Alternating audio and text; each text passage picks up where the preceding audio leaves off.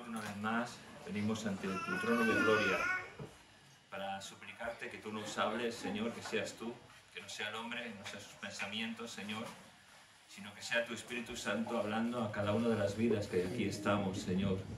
Que tú nos confrontes con tu palabra, Señor, que nos ayudes a aceptarla, Señor, que nos ayudes a comprenderla, a entenderla, Señor, y a ponerla por obra.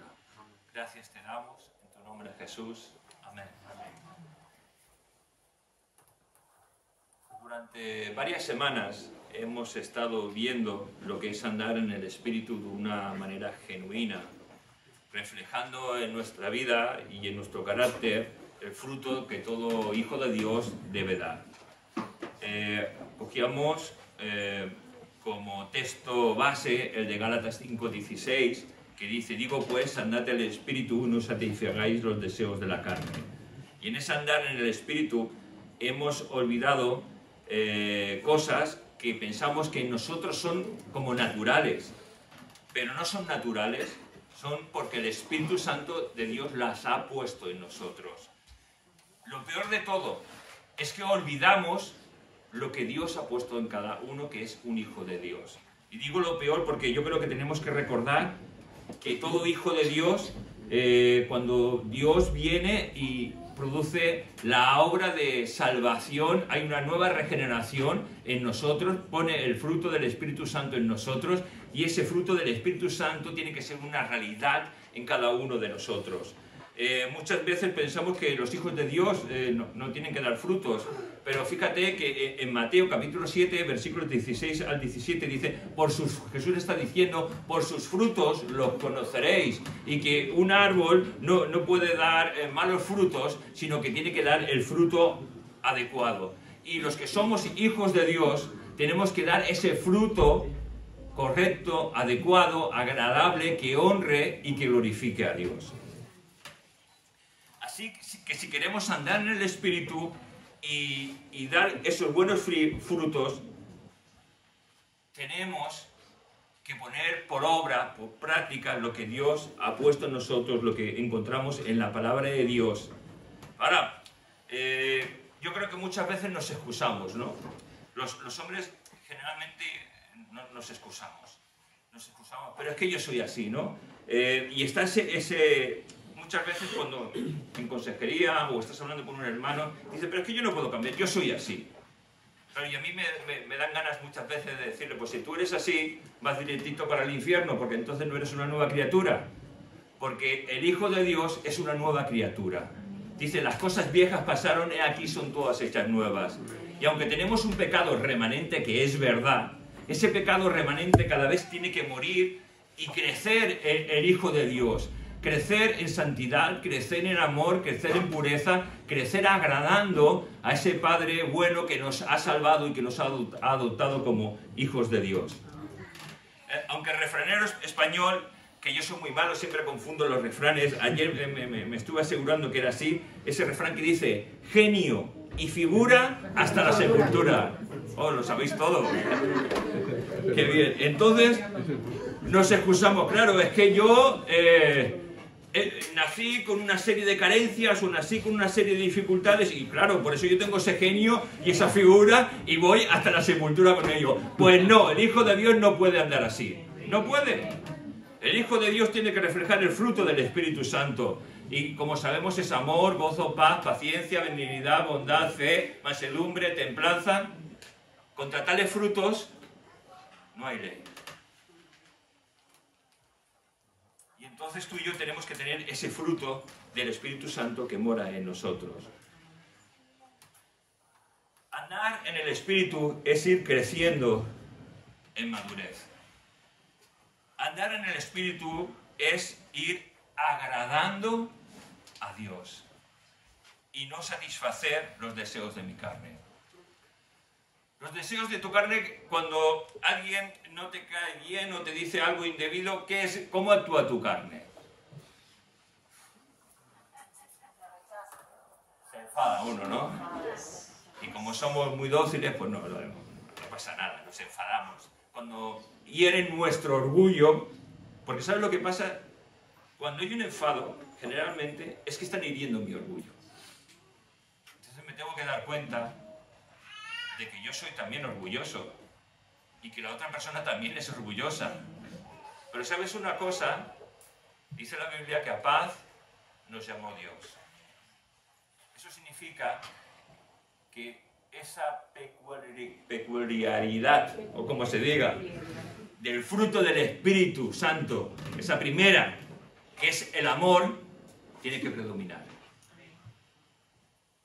Seguido de esos diferentes tamices, por decirlo así, que reflejan el carácter de un hijo de Dios.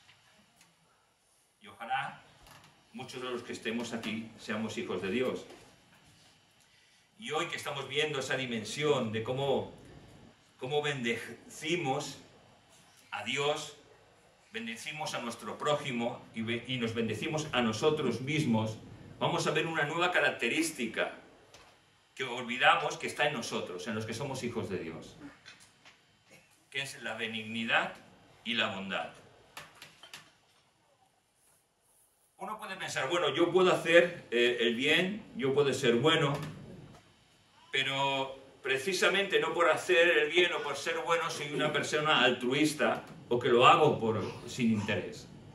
Si yo no soy un hijo de Dios, generalmente lo haré por un motivo egoísta, porque la persona a la que yo quiero hacer bien o ser bueno con ella me ha hecho bien en algún momento dado y determinado, pero el hijo de Dios no tiene que mirar eso.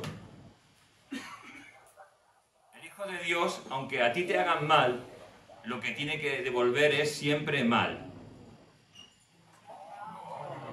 Pensad que estabais dormidos. Más rápido. El hijo de Dios nunca tiene que devolver mal por mal, sino bien por mal. O sea, si a mí me hacen mal, yo tengo que devolver bien. Y eso lo hemos olvidado. Porque yo veo aquí que muchos se han enfadados y en la puerta se han estado pegando. No ha pasado eso, gracias a Dios.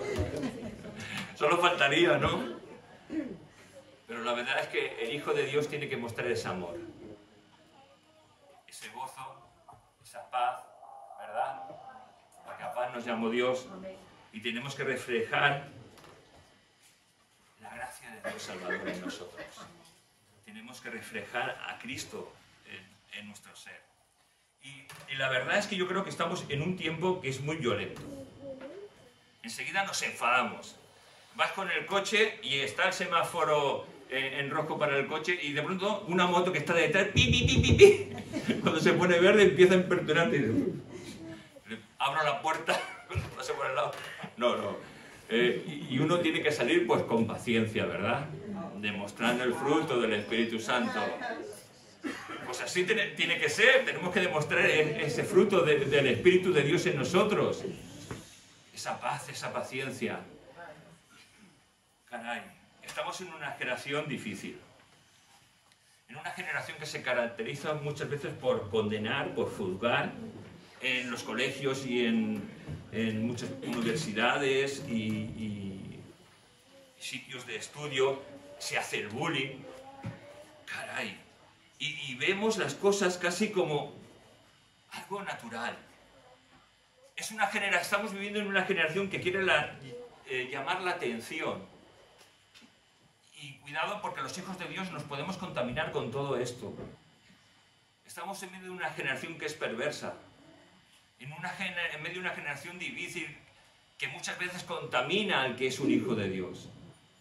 Y el hijo de Dios tiene que preservarse en la santidad de Dios. ¿Cuántas veces una persona puede ofender a otra y una se muerde la lengua por decir, vale, pues mira, me estás ofendiendo, pero vamos a llevarnos bien. Vamos a actuar como hijos de Dios. Esto lo hemos hecho todos los que estamos aquí, ¿no? Qué bien. Pues, gloria a Dios, si es así, gloria a Dios, ¿no? Pero así tenemos que reflejar esa bondad y esa benignidad de Dios. Mira, vamos a mirar lo que significa estas palabras en griego. El griego es un idioma muy rico porque generalmente una palabra griega tiene diferentes terminaciones, matices o como tú quieras decirlo, o significados, ¿no? Entonces, La palabra bondad viene del griego agatosume y lo define como el carácter del hombre en quien obra el espíritu del Dios de bondad. Te lo voy a repetir porque es que esto es increíble. Lo define como el carácter del hombre en quien obra el espíritu del Dios de bondad. El Dios de bondad está en ti. El Dios de bondad está en mí. Hijo de Dios, el Dios de bondad está en nosotros. Y fíjate, señala a otra raíz griega, cherestotes, la cual define la palabra benignidad. Es que bondad y benignidad van entrelazadas entre sí. Fíjate, hablando todavía de la palabra bondad, aparece solo 4 veces en todo el Nuevo Testamento. Y cuando sale, y es mencionada, siempre sale por boca de Pablo. Y comporta la idea de un carácter noble, justo y de amor. La bondad es la benignidad, mostrada a otros. Es el celo por la verdad y la justicia.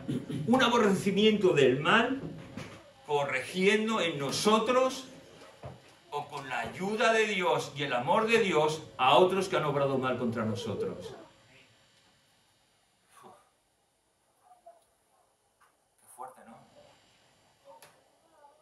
Benignidad es la palabra de la cual la palabra bondad se refleja como raíz, que es cherestotes, y es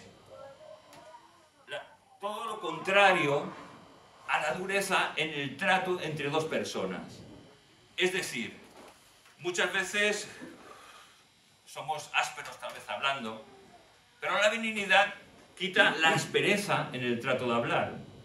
No sé, muchos nos hemos criado como nos hemos criado, y a veces somos ásperos, pero eso es algo que tendríamos que cambiar, porque Dios ha puesto esa benignidad en nosotros para poder cambiar y actuar de maneras diferentes. Abarca la cortesía, la consideración de los unos por los otros, en un trato suave y apacible. Es decir, me rodeo de mis hermanos, y mis hermanos son todo. Y yo quiero bendecir a mis hermanos en mi trato con ellos. No importa si muchas veces yo pienso de una manera distinta a ti. Lo que yo quiero es que haya armonía, porque Dios es el Dios de la armonía. Caray. Pero la benignidad no borra ni oculta las diferencias, sino que las corrige con la verdad. La mentira la aparta. Y podríamos decir que la bondad es, y la benignidad es el obrar o el hacer. La bondad es lo que Dios ha puesto en nosotros, y la benignidad es cómo obramos con esa bondad que Dios ha puesto en nosotros. Es decir, son las acciones que se oponen a un temperamento muchas veces malhumorado. Intenta ser apacible y tener calma. Es cuando en medio de una alteración, de una diferencia de opiniones, no se altera, intenta de comprender y con cortesía, amor, endulza las palabras y elimina las palabras que hieren. Eso es muy normal cuando un matrimonio se enfada, ¿verdad? Cuando un matrimonio se enfada se dicen palabras dulces de amor. ¿No os decís eso? Generalmente lo que salen por nuestra boca son sapos y culebras, ¿no? Pero somos hijos de Dios, ¿no? Pues hay que empezar a cambiar. Todos tenemos que empezar a cambiar. Y hablar de todo esto, y podríamos seguir hablando, es difícil. Y yo quiero intentar ilustrarlo con 3 historias de la Biblia, que muy brevemente las vamos a intentar desarrollar en esta mañana. Me gustaría empezar hablando de 2 mujeres virtuosas que encontramos en la Biblia. En el tiempo de los jueces hubo una gran hambruna, una gran crisis económica, para que lo entendamos, en la tierra de Judá. Y muchos, los que estáis aquí, sois emigrantes, o hemos sido emigrantes, y hemos venido de otras naciones. Y esto es lo que pasó. De Judá salió un matrimonio con sus 2 hijos, porque estaban pasando hambre. Y bueno, de repente se establecen en otra tierra, en otra población llamada Moab, y allí pues empiezan a desarrollar su vida, todo parece que va bien, hasta que de repente el marido muere y ella se queda sola, pero con sus 2 hijos. Gracias a Dios tiene 2 hijos varones que pueden cuidar de ella. Pero de esos 2 hijos varones se casan y como es la tradición, siguen cuidando pues, de su mamá, como es normal. Siguen cuidando de su mamá, pero de repente sus 2 hijos mueren. Vaya historia os estoy contando, ¿no? Me estoy dando la mañana. Y de repente mueren sus hijos y esas 2 nueras se quedan solitas. Se quedan con la suegra. ¿Os imagináis quedarse con la suegra? ¿Suegras buenas? ¿Hay suegras buenas? Sí que hay, sí que hay. Hablamos de una buena suegra. Y fijaos que entonces esta mujer le dice a sus nueras: mira, marcharos a vuestra tierra, marcharos con vuestras familias y rehacer vuestra vida. Lo normal, ¿no? De una buena suegra. Lo anormal de una mala suegra sería: no, quedaros, ayudarme. No, es buena suegra, es buena suegra. Iros, rehacer vuestra vida. Y las 2 insisten en quedarse, pero solo una de ellas se queda. Y esta mujer muestra el carácter de un verdadero hijo de Dios. Muestra bondad y muestra benignidad. Esta mujer, que se quedó sin marido y sin los hijos, se llamaba Noemí. Y la otra mujer que se quedó con esta mujer, Orfa era la otra nuera que se marchó, pero Ruth le dijo: no, yo me quedaré contigo. Esta mujer se llamaba Ruth. Por eso digo, 2 mujeres virtuosas que mostraban el carácter de Dios. Mira, Ruth 1, 16 al 17 lo voy a leer, dice: respondió Ruth, porque esta mujer, Noemí, vete, rehace tu vida. Pero Ruth le dice: no me ruegues que te deje y me aparte de ti, porque a donde quiera que tú fueres, iré yo. Y donde quiera que vivieres, viviré. Tu pueblo será mi pueblo, y tu Dios mi Dios. Donde tú murieres, moriré yo, y allí seré sepultada. Y así me haga Dios y aún me añada, que solo la muerte hará separación entre nosotras 2. Carácter de Dios. Bondad y benignidad. No tan solo mostraba bondad para con su suegra, sino que fue buena con ella, hermanos. Bondad y benignidad no es algo innato. De verdad que eso no sale de nosotros. Solo puede salir si el fruto del Espíritu Santo es una realidad. Y esta mujer tenía el fruto del Espíritu Santo. La verdad es que nosotros solo muchas veces hacemos bondad, hacemos bien por motivos egoístas. Pero cuando la vida de una persona es tocada por Dios, cuando es tocada por la gracia, todo cambia. Porque Dios pone en esa persona la bondad y la benignidad de Dios. Qué maravilloso, ¿no? Porque eso refleja el carácter de Dios. Y yo creo que muchas veces olvidamos que en nosotros está eso.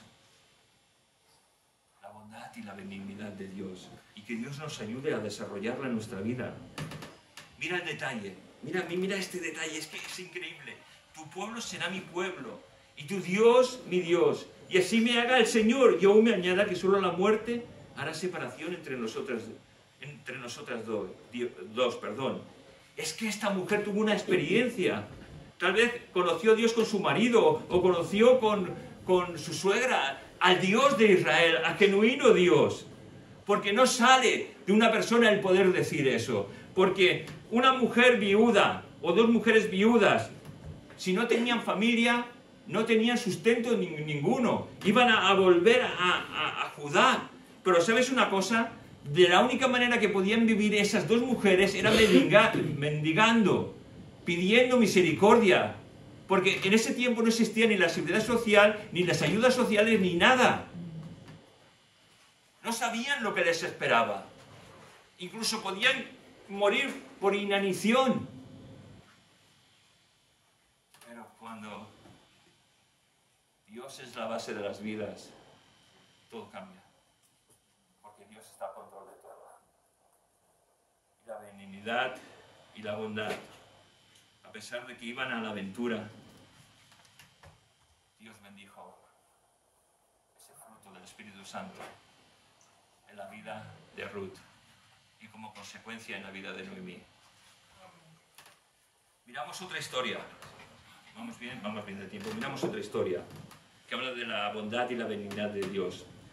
Un hombre bajaba de Jerusalén a Jericó y este fue asaltado por ladrones. Era un tiempo en que no existían los vehículos como ahora, ni medios de transporte, ni nada. No sabemos si iba andando o si iba en un asno, un burro, un caballo, no sabemos cómo iba. Solo sabemos que lo asaltaron unos ladrones, le quitaron todo el dinero, lo dejaron desnudo, tirado en la carretera y lo dejaron casi muerto. O sea, encima de que es robado, apaleado. Qué terrible circunstancia, ¿no? Pero hay buenas nuevas, hay buenas noticias. De repente pasa por ahí un sacerdote.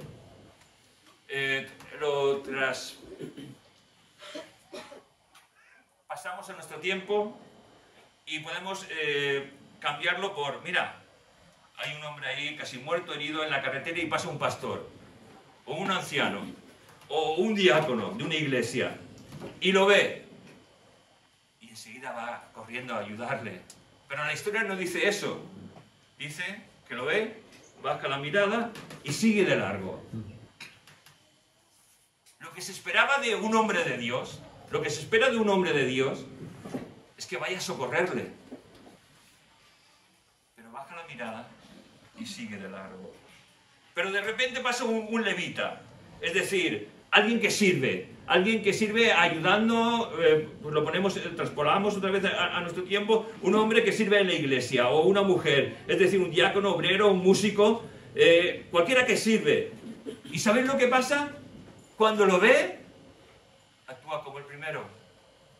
Baja la mirada y se da media vuelta. No sé si a ti te ha pasado esto. Es muy curioso porque el otro día vi una persona, pero yo siempre voy muy despistado por la calle, lo veo y digo, ah, mira, lo conozco, voy a saludarle. Y sigo con el móvil, pero cuando veo, yo creo que me vio, hizo media vuelta y se marchó.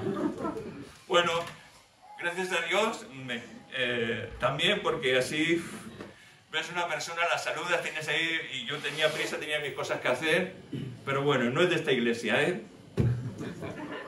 Estáis libres. Pero fue gracioso, fue como esta historia, ¿no? Que te ve y en vez de saludarte, es hermano en la fe. Pero bueno, que el Señor la bendiga. Y de repente vemos otra tercera persona que va y ve a ese hombre. Este no aparta la mirada, no baja la mirada y se va por otro sitio, por la otra acera, sino que ve. Pero resulta que la Biblia nos dice que era samaritano. Y sabéis, judíos y samaritanos no se trataban. Los judíos pensaban muy mal de los samaritanos. Los veían como la escoria de la sociedad. Claro, Samaria, cuando en el tiempo de que fue tomada, lo que hacían los reyes paganos, por decirlo así, era llevar gente de otras ciudades para que la cultura hebrea se perdiera, o la cultura judía se perdiera al estar relacionado con mucha gente de otros tipos de naciones, con diferentes dioses, con diferentes realidades. Y claro, para los judíos, los samaritanos eran una mezcla de todos esos pueblos de la tierra, en la cual no eran judíos de raza, no eran personas de sangre, y los miraban como escorias, como a perros, como una aberración. Pero resulta que uno de estos hombres, calificado así por aquellos que tenían la fe en Dios, aquellos hombres que menospreciaban a este otro tipo de hombre, resulta que hace todo lo contrario. Va y lo socorre. Dice que lo empieza a curar con aceite y vino, símbolos del Espíritu Santo, y lo lleva a un alojamiento y cuida de él toda la noche. Y al día siguiente habla con el mesonero y le dice: yo pagaré todo lo que gaste este hombre hasta que yo vuelva de nuevo para ver cómo está. Y yo te lo pagaré. Hermanos, es bondad y benignidad en acción. Claro. Ahora, ¿quiénes somos nosotros?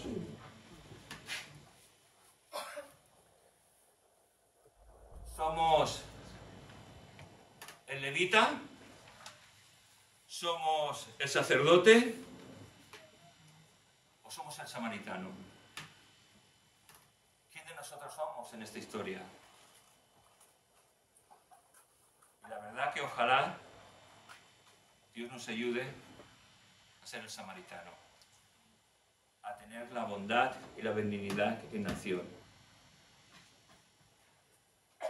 La verdad es que cuando tú y yo bajamos la cabeza y somos incapaces de actuar con bondad y benignidad y pensamos que esto lo haga otro. ¿No te ha pasado? ¿No has visto algo en la iglesia que tú podías en un momento arreglado recoger, a cuidar? No, yo ya lo he hecho mucho tiempo. O que lo hagan los diáconos. ¿No te ha pasado esto? ¿No has visto algo sucio? Bueno, que lo limpien los de la limpieza.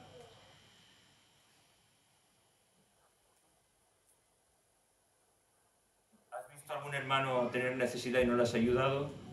¿No has hablado con el pastor o los ancianos para ponerlo en nuestro conocimiento y poder ayudarle? Si somos incapaces de actuar con bondad y benignidad, esto habla de una manera muy negativa de nosotros. ¿Sabes una cosa? No estaremos agradando a Dios. Podremos estar agradándonos a nosotros mismos. Porque claro, que lo haga otro, pues... Pero la bondad y la benignidad es acción pura. Siempre busca el bien. Siempre busca lo bueno. Siempre busca que Dios sea glorificado. ¿Sabes una cosa? La bondad y la benignidad no se mira a uno para hacer algo para el reconocimiento. El reconocimiento es orgullo. En cambio, cuando uno hace algo por amor a Dios sin que lo vean otros, eso agrada a Dios. Hay muchos de vosotros que habéis hecho cosas que nadie les ha visto, pues gloria a Dios, y así es. Ahora, si habéis bajado la mirada, si habéis dicho que el que venga lo haga, habéis o habemos defraudado a Dios. Habemos defraudado a Dios.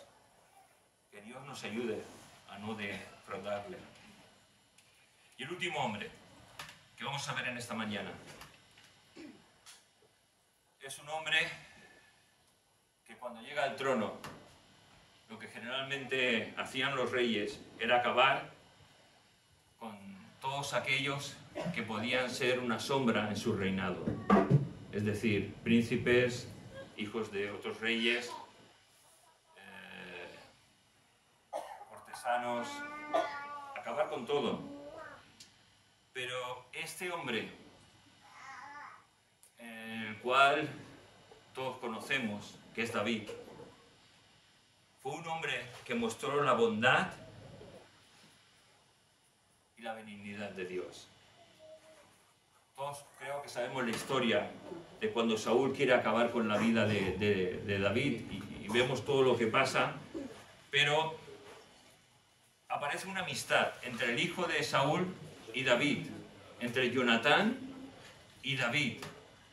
Una amistad muy especial. Y quiero deciros que si tenéis amigos, tenéis que ser amigos. Un amigo no es egoísta, un amigo es generoso. Entonces mostremos nuestra generosidad también siendo bondadosos y benignos unos para con los otros. Resulta que, vamos a leerlo, si os parece bien, vamos a leerlo. Voy a leerlo yo. 2 Samuel 9, del 1 al 4. David es que va y pregunta a unos de sus siervos llamados Siba si queda alguien vivo de la casa de Saúl para hacer misericordia, ¿no? Entonces empezamos la lectura. Entonces David preguntó: ¿hay todavía alguno que haya quedado de la casa de Saúl a que yo muestre bondad?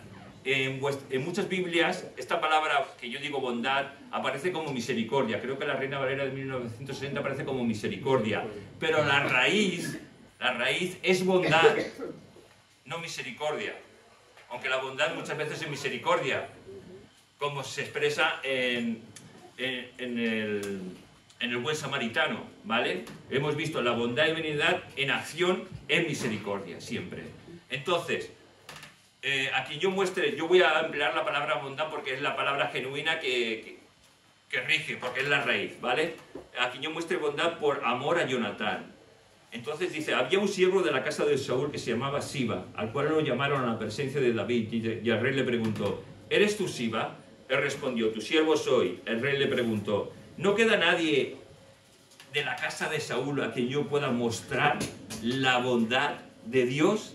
Siba respondió al rey: aún queda un hijo de Jonatán, lisiado de ambos pies. Entonces le preguntó el rey: ¿dónde está? Siba respondió al rey: he aquí, está en la casa de Maquir, hijo de Amiel, en Lodebar. Vaya. ¿Sabéis Lodebar?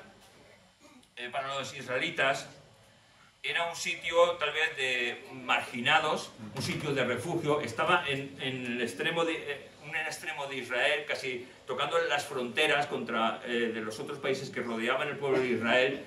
Era una ciudad, por decirlo así, sin ley, ¿vale?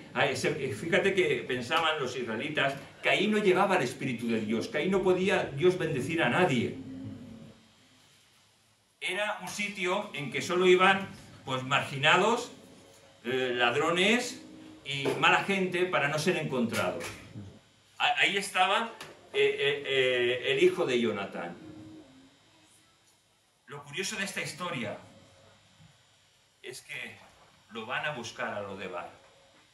Van a buscar a este hombre. Y sabes, es que esta historia me recuerda a nuestra vida. ¿No estábamos nosotros perdidos en el mundo?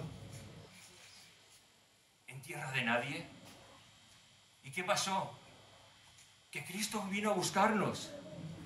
Que la gracia de Dios, el Espíritu Santo, vino a nuestras vidas y nos tocó. Y estábamos en tierra de nadie. Y el Rey, Jesús, nos ha aceptado como sus hijos.